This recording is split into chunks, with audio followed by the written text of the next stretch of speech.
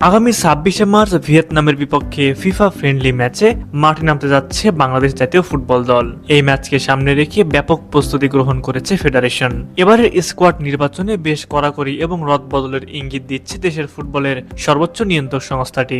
বিভিন্ন সূত্র বলছে একাধিক বাংলাদেশি বংশোদ্ভূত বিদেশি ফুটবলারকে জাতীয় দলে অন্তর্ভুক্ত করার পরিকল্পনা করা হয়েছে, যাদের সাম্প্রতিক পারফরমেন্স নজর কাড়ার মতো।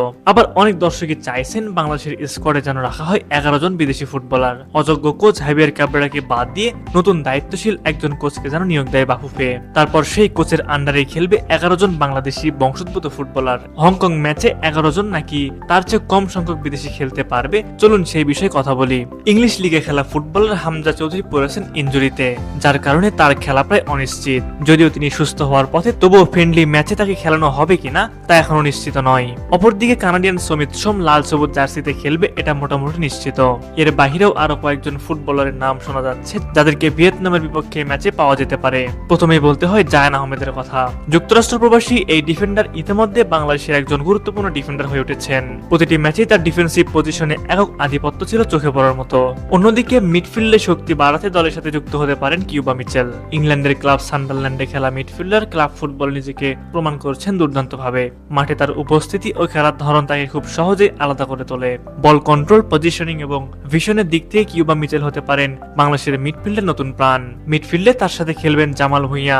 ভিয়েতনামের বিপক্ষে ম্যাচে সবচেয়ে বেশি আলোচনায় আসে ফরওয়ার্ড লাইন নিয়ে, যেখানে থাকতে পারে বেশ কিছু চমক। তালিকায় নাম রয়েছে টেভর ইসলাম, জায়ান হাকিমের। এর পাশাপাশি রয়েছে তানিল সালিকের নামও। অ্যাটাকিং মিডফিল্ড, ফরওয়ার্ড কিংবা স্ট্রাইকার, এই ফুটবলারদের আধিপত্য দেখা যায় পুরো মাঠ জুড়েই। তাদের দ্রুতগতির খেলা আর বল কন্ট্রোল সব মিলিয়ে দলকে দেয় বাড়তি অ্যাডভান্টেজ।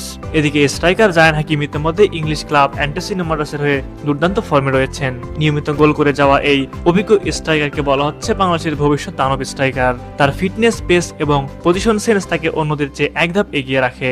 বর্তমান সময়ে তার মতো ইনফর্ম স্ট্রাইকার পাওয়া দুর্লভ বিষয়। তবে প্রশ্ন হচ্ছে, এই প্রতিভাবান ফুটবলারদের বাহুবে সুযোগ দেবে তো, নাকি আগের মতোই তথাকথিত সিন্ডিকেট নির্ভর ফুটবলারদের দিয়েই দল সাজানো হবে? দেশের ফুটবল অঙ্গনে এই প্রশ্ন এখন আলোচনার কেন্দ্রবিন্দুতে। ফুটবল ভক্তরা চাইছেন যোগ্য এবং ফর্মে থাকা খেলোয়াড়দেরই যেন জাতীয় দলে জায়গা করে দেওয়া হয়, কারণ সামনে যে ম্যাচটি অপেক্ষা করছে সেটি নিছকই আরেকটি